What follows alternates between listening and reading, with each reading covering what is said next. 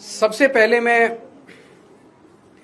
उन लाखों बच्चों को और उनके पेरेंट्स को अपनी तरफ से पूरी संवेदना देना चाहता हूं जो इस परीक्षा के रद्द होने से प्रभावित हुए हैं।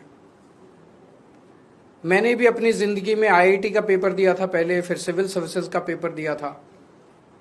मैं जानता हूं कि किस तरह से कठोर तपस्या करनी पड़ती है। हमारा एक छोटा सा घर होता था वहां पे हिसार में, ऊपर एक छोटा सा कमरा बनवा लिया था। 24 घंटे उस कमरे में बैठा मैं तैयारी करता रहता था। फॉर्चुनेटली उन दिनों में पेपर लीक नहीं हुआ करते थे।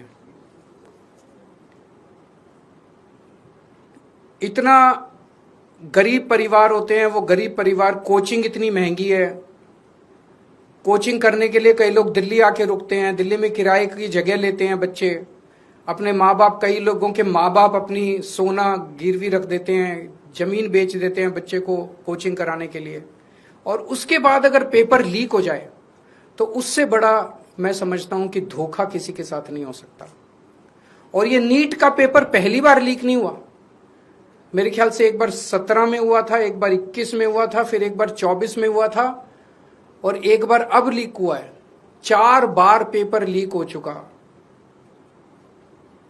तो पेपर ऐसे तो लीक होते नहीं है।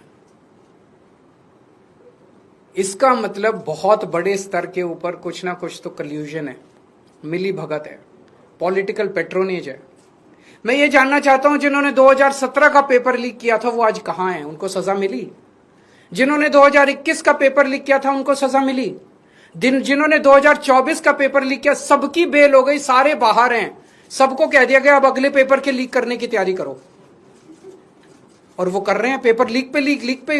ये चल क्या रहा है इस देश के अंदर?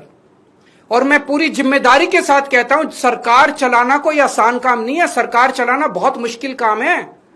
जिन लोगों से एक पेपर ठीक से नहीं होते बिना लीक करवाए, वो सरकार क्या चलाएंगे? मिले हुए हैं ये लोग। It is a case of complete कल्यूजन। लाखों करोड़ों बच्चों के भविष्य के साथ खिलवाड़ किया जा रहा है। उन सब बच्चों के साथ मेरी संवेदनाएं हैं और मैं उन सब बच्चों को बोलना चाहता हूं कि सड़कों के ऊपर उतरना पड़ेगा।